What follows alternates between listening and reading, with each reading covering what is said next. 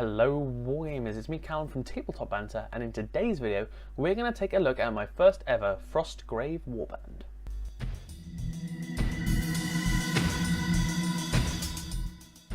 Alright, so as you can see this is the first couple of models for my Frostgrave Warband, and the keen-eyed among you will notice that they are particularly short. That's right, the first Frostgrave Warband that I am doing is a dwarf-themed warband. I picked up some of the models I was using for my 9th Age army. I was never really pleased with my dwarf setup. It was something that I wanted to change and develop from, so I have decided, as I will no longer be using those miniatures in the 9th Age, and if I do get back into the 9th Age it will be Empire and human models, to repurpose them. So what you can see here are my wizards. Well, no, sorry. This one here is my wizard. This one here is my apprentice. I'm going to come up with a little backstory to them. The apprentice is basically, in my eyes, a little bit hot-headed. He's young. He's sort of just throws himself out there, tries to cast the crazy stuff, tries to go in there and beat everyone up by himself. And the old wizard, smoking his pipe, is kind of like, oh, damn it, Kevin. So he's basically like trying to rein in the apprentice a bit. The apprentice is very excitable. But what I've used here are the Reaper miniatures. The Reaper miniatures line. I think it's Stone Grimwald or something. Whoops. And then a Dwarf Paladin. I think they actually look pretty cool. The bases are cheap eBay 30mm bases with a bunch of cork on them. I tried to build them up a little bit, because I don't want my height or lack of height thereof to be an advantage or disadvantage. So I tried to build them up a little bit to be slightly more human-sized. Hopefully that works all right. But I do really like the way this dwarf wizard is sculpted. I think he suits the frosty city of Frostgrave, and obviously with the paladin being very similar, or the apprentice being similar, I should say. So what I'm going to do is just going to give you a rundown of the spells I have chosen for my wizard. I have them logged on my phone, so I will just quickly load that up. But in the meantime, if you do want miniatures, these particular models, they are available on S&M stuff or something like that. It's a Reaper Bones retailer that sells to the UK, so that you don't have to pay for savage postage costs. So there you have it, really. So my wizard, in terms of upgrades, he just has a hand weapon because that's what's modelled on him. I thought it would look cool. And his spells. So he is an enchanter. The idea behind this was he's going to buff a lot onto my apprentice, who's going to become more of a fighty apprentice. That's my plan. Who will then basically, I don't know how you say it, I don't know how you'd put it, but he becomes the center point in combat, and the wizard stays back and buffs him a lot. So what do we know about the wizard? So he's an enchanter. So the 3 spells he had to take from the enchanter lore, or wizard book, or whatever you want to call it, I chose to take Enchant Weapon, Telekinesis, because I think playing around with the treasure is kind of cool, and Embed Enchantment. So basically, if I put an enchantment on the weapon, giving him +1 to the fight, if I then embed it after the game, it stays +1 to fight on that weapon always. It says they don't stack, but I don't know if that's just in-game or out-of-game, because I might be able to out-of-game stack. And that's something I'll have to read up on a bit more. In terms of my secondary spells, my like the laws that are +2 to casting, I have taken from Elementalist the Elemental Bolt. So it is a 14 to cast, but it's a strength +8. Sorry, it's a +8 shooting attack, and I think that's kind of cool. I also took from Sigilist, as you have to, and I chose Push, so you can basically move people around, and again, playing with where people are can be pretty frustrating. And I chose Familiar, so that's an out-of-game spell, and it basically means if there's a 50-50 chance I'll get 2+ health before the game starts. So I think that's pretty good as well.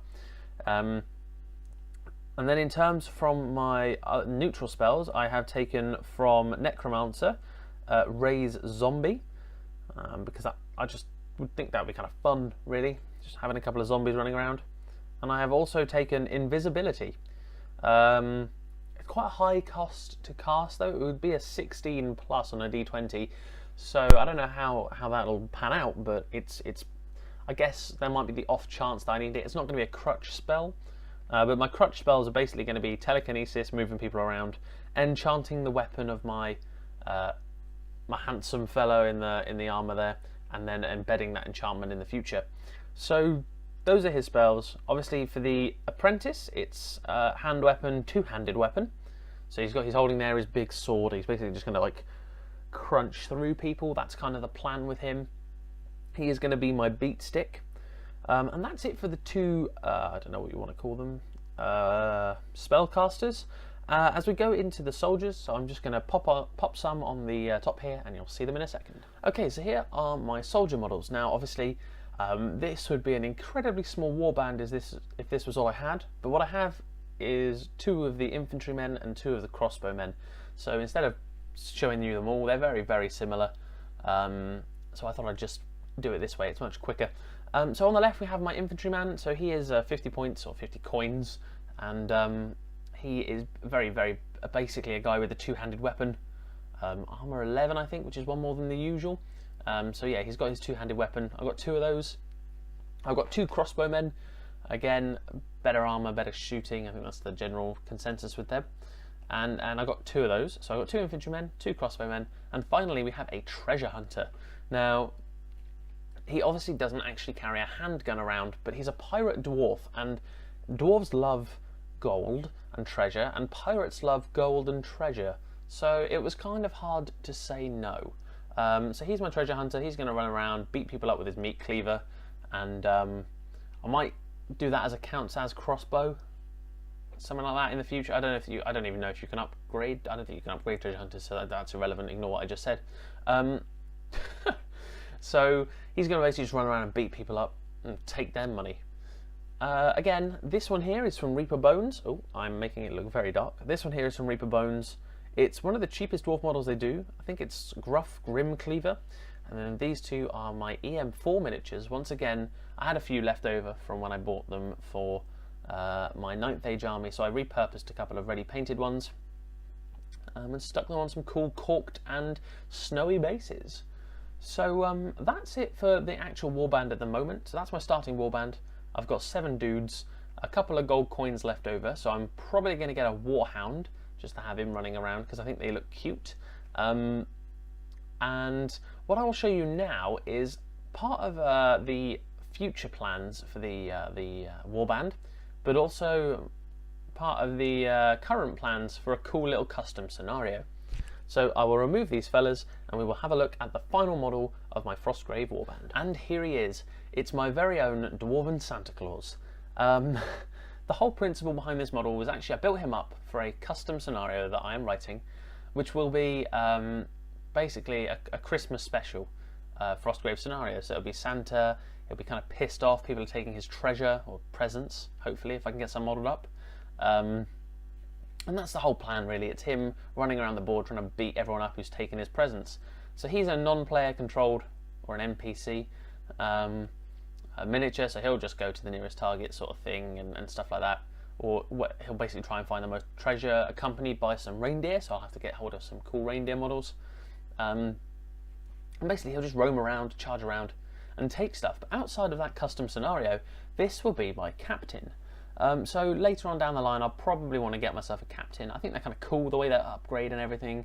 I think it'd be kind of nice to have this lovely, I love the sculpt. Reaper Bones have done an amazing job on this one, so I just cannot not use it.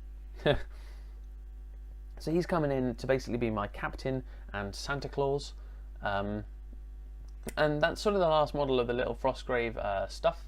So you get the rough idea. This was just a quick warband I put together with some stuff I had kicking around that I wanted to reuse basically. Because I'm so excited to play a game of Frostgrave, I want to have the double caster scenario, because obviously if you watched my last video you'll know that I am taking only 1 wizard and no apprentice in my other warband, which will be my Fellowship of the Treasure, because I'm using the Fellowship of the Ring box set from Lord of the Rings stuff from Citadel. And yeah, so I wanted a more conventional, but I still wanted it themed. You know me, I love my themed stuff, anything with a story.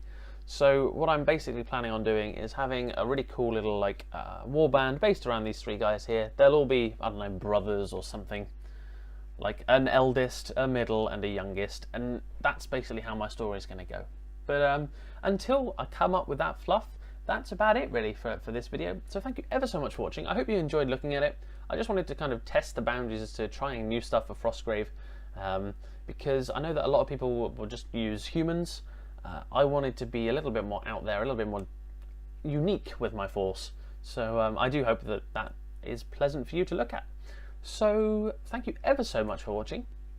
Don't forget, of course, to like and subscribe. Leave those comments below. Let me know what you think. How do you think this army is going to work, with obviously the youngest of the three being the potential beat stick? You know, I want him to go out there and be so strong and kill everyone, or at least try to. And then obviously the oldest being the wizard. He's going to be casting a lot of buff spells and trying to mess around with the enemy. So, like I said, thank you ever so much for watching, guys. Thanks for all the support recently. Obviously, we're near 500 subs, which is awesome. Hopefully, we can push past that in the future. But that's it from me. Thank you ever so much for watching again. And don't forget, have fun.